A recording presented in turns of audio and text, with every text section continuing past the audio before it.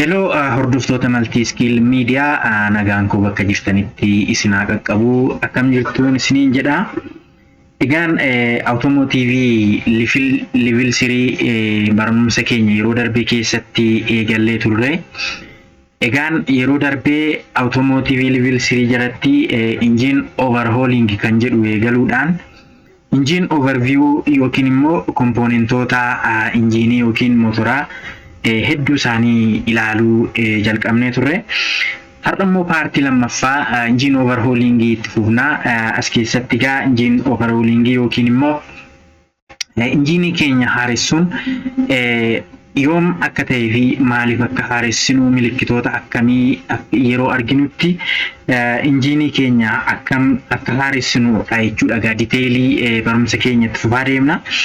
Kanaaf barattoonni keenya Automotive barachaa jirtan akkasuma immoo Yuunivarsiitii irraas Mechanical Engineering kan barattan konkolaataa qabattanii oofaa kan jirtan akkasuma immoo leenjis fudhachaa kan jirtan barumsi kun baay'ee isin gargaara. Konkolaataa harka keessan jiru yoom haaressuun akka isinirra jiru milikkita garaagaraa yeroo argitanitti sababni isaa maal akka ta'e sirriitti baruu akka dandeessaniif barnoota kanaan wajjiniin duukaa bu'aan egaa ergaa keenyadha. Miidiyaa kana immoo subscribe share gochuudhaan akka isin deeggartan gamanumaan isin gaafachaa kallattiidhumaan gara barumsa keenyaatti kan ceenu ta'a jechuudha. Engine overhauling yeroo jennu egaa injiinii keenya haaressuudha. Injiinii keenya haaressuu eegaluudhaan dura mee konseptiin injiinii maal akka ta'e isinittiin hima. Injiiniin generaalii bakka lamatti qoodama. External combustion engine fi internal combustion engineedha. External combustion engine kan jennu hubinsi yookiin immoo paawuriin kan uumamu injiinii keessatti osoo hin taane injiiniin alatti ta'uu isaati. Internal combustion engine kan nuti jennu immoo gubinsi yookiin immoo boba'aan keenya qilleensaan erga wal makee booddee paawurii kan inni kennu injiinii keenya keessatti jechuudha. Injiinii bilookii keessatti jechuudha paawuriin kan inni uumamu. Egaa isaan kun immoo internal combustion engine bakka lamatti kan isaan hiramanii. Isaanis reciprocating fi rotariidha. Reciprocating yeroo jennu motionii slide ta'ee fuulduraa gara duubaatti kan slide godhudha. Rotariin immoo kan naanna'u yookiin immoo humna ofirra naanna'uun kan jiru kan gubinsi uumamudha jechuudha. Egaan reciprocating konkolaatonni keenya hedduun isaanii reciprocating motioniidha. Injiinii keessatti kan uumamu. Paawuriin injiinii keenya irraa erga uumamee booddee pistanii keenya asii gadi darbachuudhaan asii olii fi asii gadi akka inni socho'udha. Sun immoo slide motion yookiin immoo reciprocating dha jechuudha. Egaan most automobile is used this reciprocating motionidha kan isaan gargaaramanii yookiin immoo injiinii konkolaatonni keenya qaban reciprocating motionidha jechuudha. Pistaniin keenya kan inni geggeessu. Reciprocating motioniin sun immoo gadi siquudhaan gara kolloo yookiin immoo crankshaft irra gaafa ga'u rotary motioniitti jijjiiramuudhaan gara transmission systemiitti darbaa jechuudha. In the reciprocating or piston engine, the pistons are moved up and down. So this is occurred in the interior of engine. So we can say this reciprocating motion, and most of our automobiles are used this reciprocating motion. The other kind of IC engine is rotary type. This rotary type is also internal combustion engine, and there is a few automobiles are used these rotors, but most of our automobiles are used this piston moving up and down or reciprocating motion. Kana jechuun egaa injiinii keenya keessatti sochiin gosa lamaan ta'uu danda'a. Tokko rotary ta'uu danda'a, lama reciprocating motion yookiin immoo slide motion oliif gadi ta'uu danda'a jechuudha. Kanaaf egaa konkolaataan nuti qabnee jirru baay'een isaa reciprocating motionidha. Pistanii gargaaramna. Paawuriin injiinii keenya keessatti uumamu pistanii keenya asii fi asii gadi darbachuudhaan paawuriin akka uumamu ta'a jechuudha. Again, under the introduction of engine overhauling, let us say an engine overhaul is a process of removing, stripping, check up, cleaning and repairing the faulty internal part of the engine. Ega video keenya yeroo darbeerraa internal parts of engine kanneen jedhaman kanneen akka pistanii, ringii, silindarii, crankshaftii isaan kanaa fi kanneen biroo hedduu isaanii ilaallee turre jechuudha. Isaan sanagaa maal goona ni qulqulleessinaa jechuudha. It can be cleaning, qulqulleessuu ta'uu danda'a, suphuu ta'uu danda'a, wanta irraa bakka buusnu yookiin immoo kanneen akka gaaskeettii nyaatamanii dhumaniiru yoo ta'e isaan bakka buusuu ta'a, citaawwan garagaraa remove gochuu dandeenya jechuudha. Kanaaf injiiniin egaa waggaa hedduu gaafa tajaajile, waggaa 10 wayii keessa 20 wayii keessa gaafa tajaajile maal ta'aa deema internal partinsaa nyaatamaa deema yookiin immoo dadhabaa deema. Keessumaa kanneen akka gaaskeettii ni nyaatamu ni uratu, sun immoo liikeejiidhaaf motorii keenya ni saaxila jechuudha. Isaan sana haaressinaa jechuudha. Isaan sana haaressinaa. Zayitiinis akkasuma kompoonentii keenya internal part irratti qabachuudhaan irratti waggaa hedduu waan tajaajiluufu irratti qabatee turee akka inni xuraa'u taasisaa jechuudha. Isaan sana hundumaa jechuudha kan qulqulleessinu. In the overhauling process, the technician removes the engine parts disassembling. Egaa technicianonni maal godhu adeemsa overhauling process keessatti technicianonni partiiwwan injiinii tokko tokkoon disengage godhu yookiin immoo disassembling godhu jechuudha. Addaan diiguu jechuudha. Then full inspection. Maal godhu inspect godhu yookiin immoo tokkoon kompoonentii sana in ilaalu sirriitti ilaalcha barbaachisaa ta'e taasisuufi jechuudha. So the part is to find the problem, cleaning, repairing place where repairs are needed, then tested for the performance.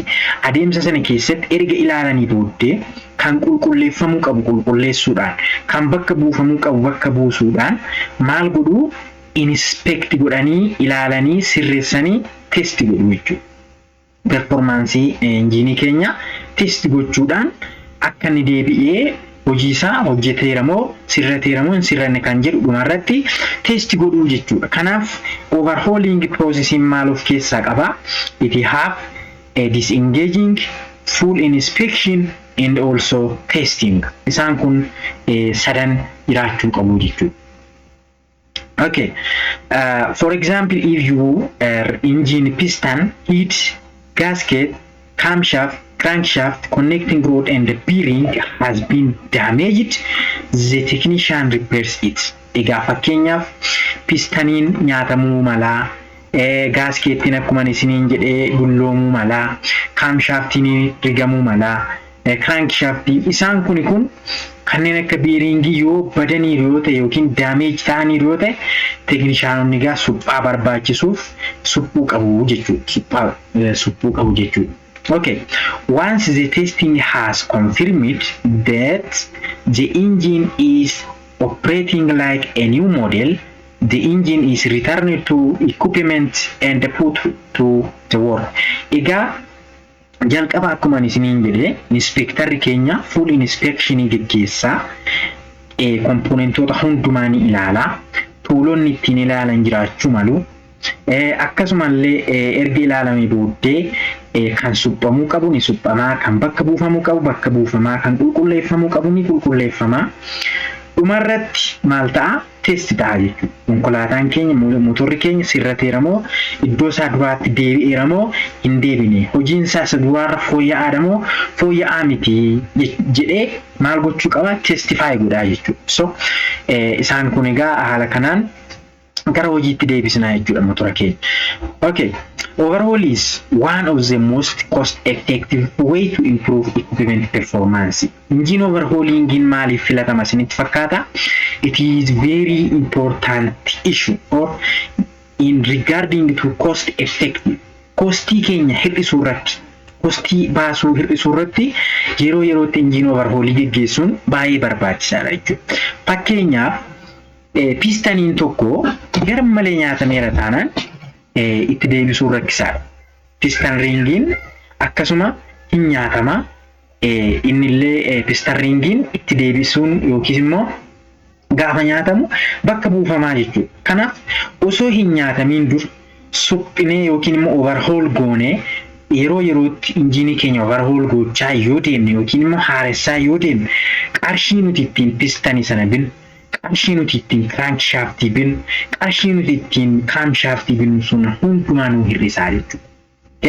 Kanaaf spare partiin motora keenya keessatti argaman osoo isaan hin nyaatamin, osoo isaan hin dhumin dafnee yeroo yerootti overhaul gochuun baay'ee barbaachisaadha jechuudha. There are significant cost saving compared to buying a new and even used engines. Kanaaf konkolaataa haaraa bituurra injiinii keenya yoo haaressine yoo overhaul goone baay'ee cost irratti effective nu taasisaa jechuudha. Kanaaf egaa haaraa bituurra konkolaatuma duraan qabnu sana seeraan qulqulleeffannee itti fayyadamuun advantage guddaadha jechuudha. An overhaul is not the perfect solution for all equipment operators, but it is important to consider engine overhaul solutions before making a buying decision. Egaani engine overhaulingiin guutummaan guutuutti rakkoo jiran furee akkaataadhuma konkolaataa haaraa har'a bitameetti nu tajaajila osoo hin taane konkolaataa haaraa koostiitti baasnee bituurra konkolaataa qabnu haaressinee itti fayyadamuun gaariidha jechuudha. Konkolaataa haaraa bituuf osoo hin murteessin, konkolaataa manaa qabdan gattanii haaraa bisuuf osoo hin murteessin, konkolaataa manaa qabdan overhaul gootanii keessa isaa ilaalchisuun baay'ee barbaachisaadha jechuudha. Kanaaf cost effective jechuudha. Symptom of engine fault yookiin immoo mallattoolee injiiniin keenya rakkoo godhachuu isaa ittiin beeknu maal fa'aa akka ta'e asirraa hubattu jechuudha. Injiinii keenya gaa overhaul gochuun dura mallattoowwan injiiniin keenya argisiisu kana sirriitti hubachuu qabna jechuudha. The symptom or mallattoolee engine faultii yookiin immoo injiiniin keenya rakkoo godhachuu isaa mallattoolee nuti ittiin beeknu isaan kanneen armaan gadiiti jechuudha. The first one is white exhaust smoke. White exhaust smoke. Kana jechuun exhaust systemii keenya keessaa qilleensi gubatee ba'u adii gaafa ta'u. Qilleensi gubatee gara alaatti ba'u adii gaafa ta'u kun konkolaataa keenya yeroo kaasnu osoo hin taane otoo hojjetaa jirru, otoo deemaa jirru, otoo itti gargaaramaa jirru deddeebi'ee aarri baay'ee adii ta'e gara alaatti dhabamsiifamaa jira yoo ta'e maaltu ta'e jechuudha? Engine oil or coolant. Engine oil or coolant enters the cylinder. Egaa akkuma beeknu engine oilii fi coolantiin toora mataa isaanii qabu yookiin immoo sistema mataa isaanii keessadha jechuudha kan isaan naanna'anii akka tasaa liikeejiin jiraachuudhaan yookiin immoo qaamni ta'e urachuudhaan siliinderiitti gaafa makaman maaliin wal maku jechuudha? Fuelidhaan wal maku jechuudha. Fuel airii duraan wal makee jiru faana bishaan yookiin immoo coolantiin keenya dhaqee gaafa wal maku aarri gara alaatti ba'u maal ta'a jechuudha? Adii ta'a jechuudha. Aarri gara alaatti ba'u kun asii akkuma argaa jirtan baay'ee adiidha. Hammaanis hedduudha jechuudha. In this case, the problem is the engine oil or the coolant are mixed with fuels. Bishaan hammaan baay'ee ta'e maal ta'a jechuudha? Fuelii keenyaan wal makeera jechuudha. Siliindarii keenya seeneera jechuudha. Bakka gubiinsi jiru sana maaltu seene? Bishaan seeneera yookiin immoo kuulingiin seeneera jechuudha. Kanaaf hatattamaan yeroo akkasii gaafa arginu motora keenya dhaabnee disengage goonee maal fattashuu qabna? Cooling systemii keenya yookiin immoo engine oilii keenya fattashuu qabna jechuudha. This white smoke indicates that the vehicle has damaged gasket or piston ring. Kun maal argisiisa? Tokko gasketiin nyaatameera yoo ta'e gasketiin engine headii fi engine blockii gidduutti gasketiin jira. Gasketiin sun yoo urate bishaan maal ta'a jechuudha? Dhaqee silindariitti makama jechuudha. Akkasuma piston ringiin nuti yeroo darbe ilaalle ringiin sadan sun yoo nyaatamte maal ta'a jechuudha? Zayitiin ol dhufee gara maalitti makama? Gara silindarii dhufee fuelii keenya faana wal makaa jechuudha. So as continuously observes the white smoke drive vehicle to mechanic and ask for engine overhaul. Kanaaf yeroo kana maal gochuu qabdu?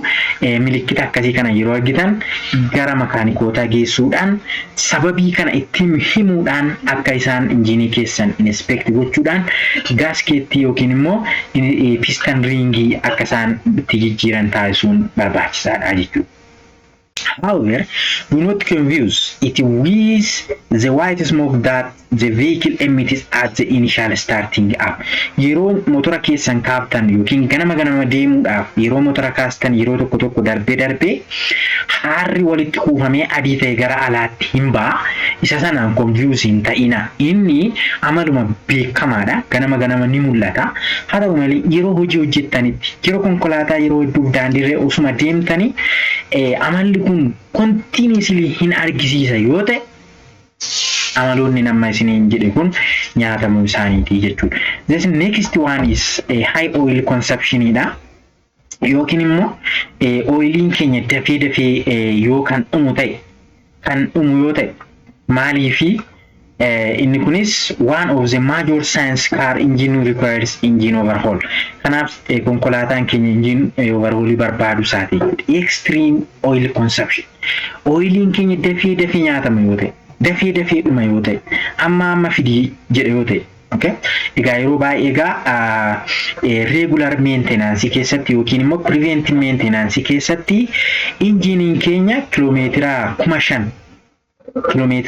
erga deemee booddee oiliin itti jijjiiramaa fi garuu kiiloomeetira 5,000 osoo hin deemiin oiliin keenya dafee kan fixu yoo ta'e engine oil consumption jenna jechuudha. Injiniin keenya oilii keenya baay'ee nyaataa jira jechuudha. Sababni kun maaliif isinitti fakkaata?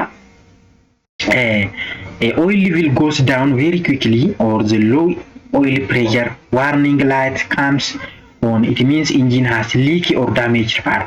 Kun maal isinitti fakkaata? Tokko akkuma dura isiniin jedhe piston ringiin yookiin immoo oil ring kan jedhamtu sun nyaatamtee dhumteetti yoo ta'e oiliin ol darbee silindarii keessa seenuun motora faana yookiin immoo silindarii seenee fuelii faana wal makuu mala.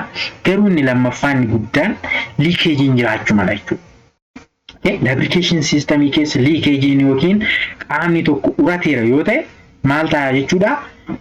Oilii keenya hin nyaata jechuudha. Kanaaf akkaataa kun deddeebi'ee kan mul'atu yoo ta'e a damaged head gasket, a damaged hose, a damaged piston ring isaan kun sababoota jechuudha. Okay?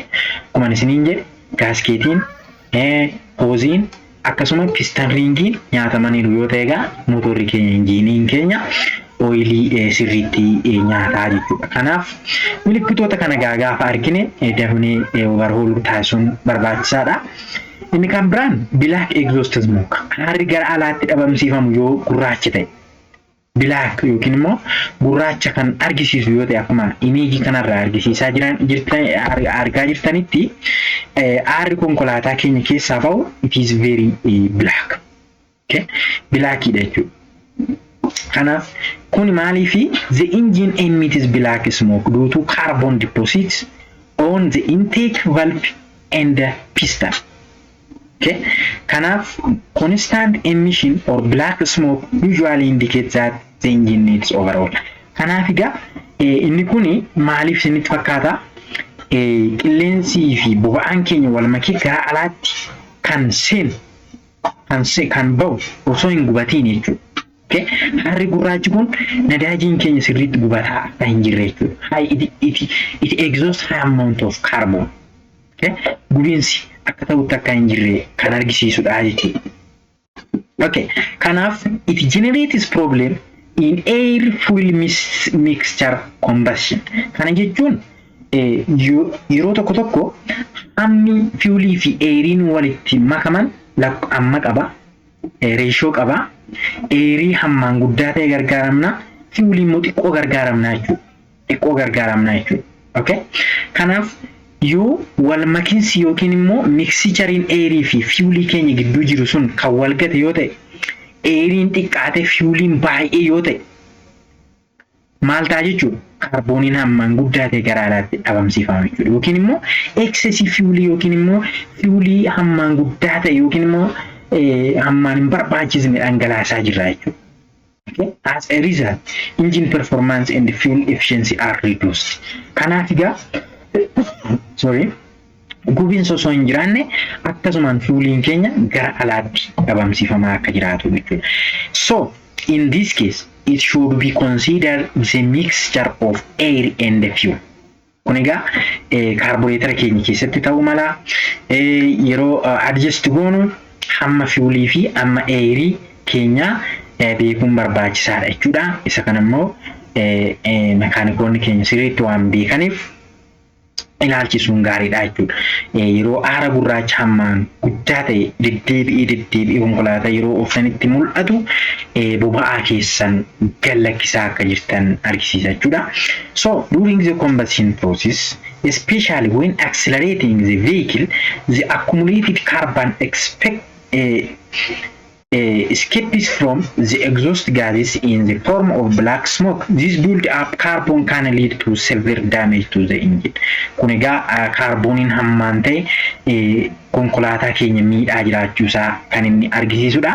Yeroo kana arginutti egaa injiinii keenya sirreessisuun barbaachisaadha jechuudha. The other one is engine overheating. Injiiniin hammaan ho'a guddaa argisiisudha. Injiiniin keenya hammaan kan ho'u yoo ta'e, ho'isaa dabalaa kan deemu yoo ta'e, maalni sababni isaa? Okay? Amma yoo ooftanii achi siqxan injiiniin hin ho'aa, ammas yoo achi siqxan hin ho'aa. Temperature dashboardii keessan irra jiru hayi ta'a. Isaan kun sababni isaa maalii fi cooling system is not working properly.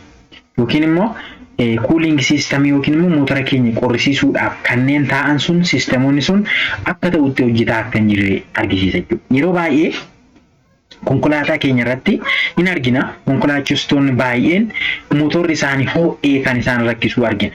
Isaan kana cooling system viidiyoo kan biraatiin hojjedheen jira. Multi skill media jala ilaaluu dandeessu. Kanneen akka raadiyeetarii, kanneen akka faanii, kanneen akka water paampii, kanneen akka hoozii, kanneen akka teermostaatarii isaan kun kompoonentoota cooling systemiiti. Properly hin hojjetan yoo ta'e, raadiyeetarri keenya bishaan motora keessa naannee dhufu hin qorrisiisu yoo ta'e, motorri keenya maal ta'a jechuudha? Hin ho'aa jechuudha. So the engine most commonly overheat due to fault of water pump, leak hose, and insufficient engine oil, insufficient coolant, damaged combustion chamber, and or leak of radiator. Radiatorri bishaan dhangalaasa yoo ta'e, tuubboon olaanus fi gadaanu bishaan dhangalaasa yoo ta'e, injiinii keessa zayitii gahaan hin jiru yoo ta'e, water pumpiin keenya bishaan rukutee hin naannessu yoo ta'e, inni kun rakkoowwan motorri keenya ho'uu fidaa jechuudha. It may also cause due to leaky heat gasket. Kun immoo maal ta'a jechuudha? Yeroo motorri keenya ho'u cooling systemii bichaa sirreessinee dhiisuun gaarii hin ta'u. Maaliif? Motorri gaafa ho'u tokko gaaskeettiin keenya hin gubataa jechuudha. Hin gubataa, hin furataa jechuudha. Sun immoo gubatee furate jechuun bishaan keenya dhaqee gaafa injiinii seene maal ta'a? Hin dhimmisaa jechuudha. Hin dhimmisa dhaqee siliindarii faana wal makaa jechuudha. Siliindarii seenuun fuulii faana wal makaa jechuudha. Kanaaf yeroo motorri deddeebi'ee ho'ee hammaan tureera yoo ta'e, it almost should be change the gasket. Gasket jijjiiruu qabnaa, cooling systemii keenya sirreessuu qabnaa jechuudha. Okay. As the heat gasket leaks, the engine starts burning into the combustion chamber, which leads to make mechanical problem. Egaa yeroo motorri keenya ho'e gaaskeettiin maal ta'a? Hin gubata siniin jedheera, gubannaan immoo hin urata, urannaan immoo hin dhimmisa. Gaafa dhimmisu immoo maal ta'a? Motorri keenya akka aaru ta'a jechuudha, akka gubatu ta'a jechuudha. Okay, kun immoo makaanikaalota keessa jiran kanneen akka pistan ringii, siliindarii fi combustion chamberii isaan kun akka damage ta'an godhaa jechuudha. Okay, kanaaf keessuma preventive maintenance irratti preventive maintenance isinii jalqabeen jira. Preventive maintenance yookiin immoo suphaa ittisaa otoo balaan kun hin uumamin dura kanneen akka kuulaantii jijjiiruu, zayitii jijjiiruu, komponentoota xiqqoo jijjiiruu isaan kana viidiyoo kan biraan qabadheen isiniin dhufa. Isaan irrattis diteelii ni bartu. Isaan sana taasisuun dirqamadha jechuudha. Kanaaf motorri keessan gaafa ho'e cooling systemii keessan sirreessu, temperature geejii dashboard irra jiru ilaaluudhaan hordofuudhaan sirreessuudha jechuudha.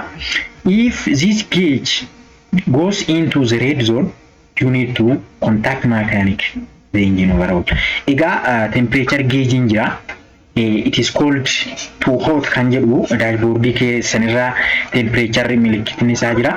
Sun gaafa high ta'u yookiin immoo hot gaafa inni ta'u yookiin immoo gaafa inni dhaqee bakka diimatu irra qaqqabu automatically mekaanikoota keessan argisiisuu qabdu.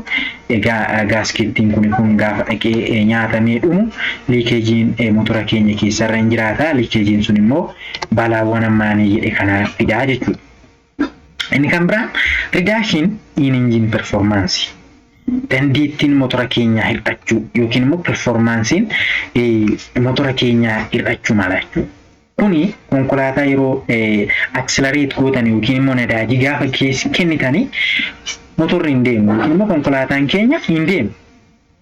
Kun maaliif? Engine misfiring issue or occur when the air fuel ratio in the engine cylinder is incorrect or when the spark plug does not properly ignite the air fuel mixture. Argitanii? Amma nadaajii hin kennitu, nadaajiin isin kennitan sun motora seenee akka ta'utti hin boba'u yoo ta'e, combustion chamberii keessa seenee paaworii hin uumu yoo ta'e, maaliif jechuudha?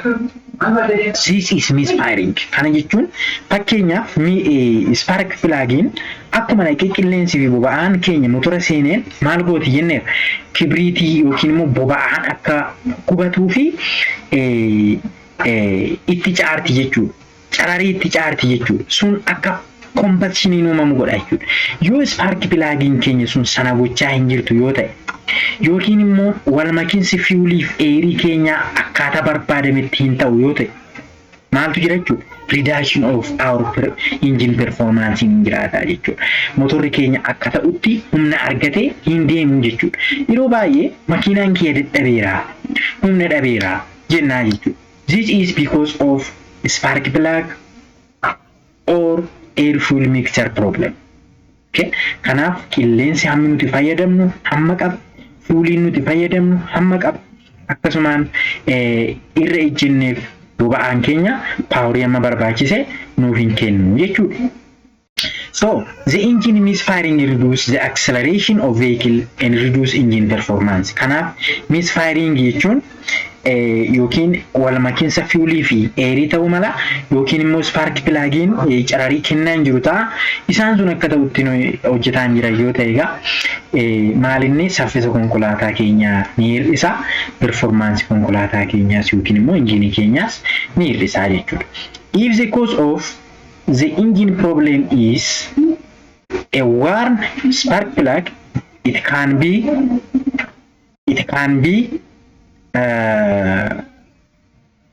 easily replaced. Okay, so if the cause of the problem is worn spark plug, it can be easily replaced. Kanaaf egaa spark plug keenya keessa baasnee bakka buusuun ni danda'ama jechuudha. The other one is coolant level. Coolant level irra deddeebi'ee isinitti dubbadheera. Coolantiin qaamolee motora keenya qorrisiisanidha. Leveliin isaanii yookiin immoo bishaan keenya raadiyeetara keessa jiru xiqqaa yoo ta'e, gadi xiqqaa yoo ta'e, inni isa hir'ateera yoo ta'e, egaan inni kunis illee motora keenya miidha jechuudha. Isaan kanallee yeroo yerootti ilaaluu qabna. Fakkeenyaaf the leak heat gasket, damage piston ring, cracked engine cylinder may lead to quick reduction of coolant level. Isaan kun egaa gaskettiin urateera yoo ta'e, pistaniin nyaatameera yoo ta'e, cracked injiniin silindariin urateera yoo ta'e bishaan eessatti hir'ata jechuudha. Liik waan godhuuf waan gannamuuf bishaan amma yoo itti dabaltaniyyuu ni hir'ata jechuudha. Kanaaf maal gaafata? Engine overhaul. Keessa injinii keenyaa fattashuu gaafata jechuudha. So the other one is strange noises from the engine. Strange noises. Sagaleen barbaachisu. Strange engine noise usually means that your engine has broken, crack, loose. Egaan motora keenya keessatti cabiinsi urannaan wantoonni kun yoo jiraate maaltu uumama? Sagaleen hin barbaachifne illee ni jiraata jechuudha. Gaafa sagalee kana dhageenyu rakkoon motora keenya keessa jiraachuu beekuun barbaachisaadha. Injinii keenya overhaul gochuun barbaachisaadha jechuudha. So the other one is check engine lights. Check engine lights. Engine lighting kun egaa motora keenya kan nuuf to'atu daashboordii keenya irra kan jiru yeroo baay'ee kalarii keelloon ni jiraata. Kun gaafa qayyii ta'u yookiin gaafa diimaa ta'u motora keenya keessa rakkoon jiraachuu isaa nutti hima jechuudha. Kanallee hordofuudhaan motora keenya ilaalchisuun barbaachisaadha jechuudha. Fakkeenyaaf milikinni kun yookiin immoo check engine light jedhamte kan beekamtu kun rakkoo maalii himti isinitti fakkaata? Tokko if the spark plug-in sirriitti boba'aa keenyaaf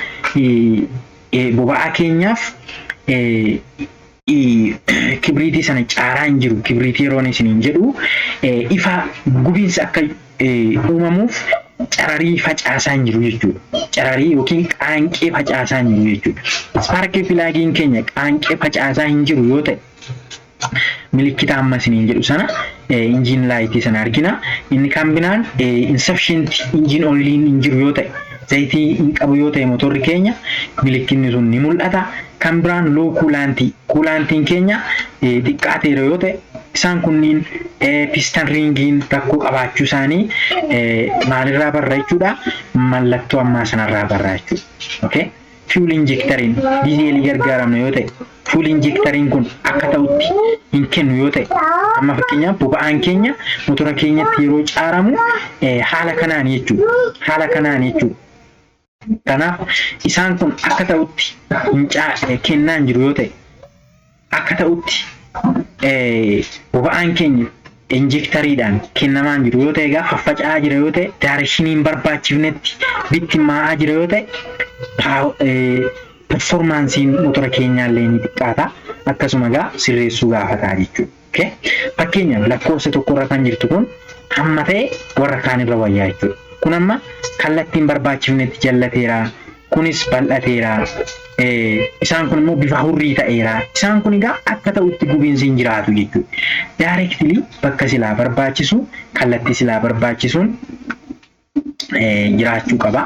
Kanaaf fakkeenyaaf lakkoofsa 5 kanarra kan jiru it is very good. Okay? Very goodidha. Warri kaan yoo ilaaltan lakkoofsa tokkorra kan jiru fairiidha. But it is weak. Lakkoofsa 2 kan jiru split spray pattern addaan faffaca'e jechuudha. Kanaaf egaa isa kana cheekiidhaan teesti ta'eetu yeroo engine overhaul ta'u teesti ta'ee jechuudha kan makaanikoonni sirreessani. Kan biraan oil leejiidha. The oil sledge on the fuel cap or dipstick is one of the clear signs of the engine issue. So the oil sludge may accumulate due to one or more of the following. Again, the oil sludge or fuel cap or dipstick is one of the clear signs. Kuniga dipstick gargaaramuudhaan akkaataa oiliin keenyatti jiru beekuun barbaachisaadha. Injiinii keenya keessa yookiin immoo sotokoppaa keessa oiliin yoo hir'ateera ta'e yoo xuraa'eera ta'e isaan kun beekamuun irra jiraata. Kanaaf the oil sludge may accumulate due to one of the more of the following: coolant, wrong engine oil, old engine. Injiniin dulloomu mala, injiniin keenya zayitiin barbaachifne yookiin zayitiin taane gargaaramuu dandeenya yookiin immoo kuulaantiin keenya yoo xiqqaate zayitiin ho'as absorbi waan godhuuf bakka isaanii bu'ee nu tajaajila.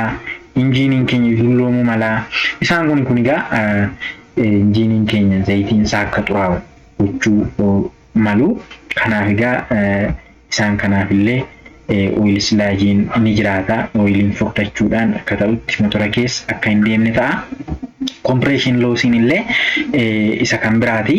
Compression loss is situation commonly associated with reduced performance and decrease in power. Barumsi keenyarraa kana fakkaata. Egaan barumsa keenyarraa waan hedduu barattaniitu jedheeta yaada. Akkasuma immoo akkasiin hojiirra oolchitan gaaffii yoo qabaattan akka nu gaafattan wantoonni isiniin galle akka gaafattanii fi akkasuma immoo qormaata COC irratti kanneen dhufan dhawataadhaan kan isin biraa geenyu ta'a. Viidiyoo keenya gaa subscribe share gochuu hin dagatinaa. Yeroo gaarii isiniif haa ta'u. Galatooma.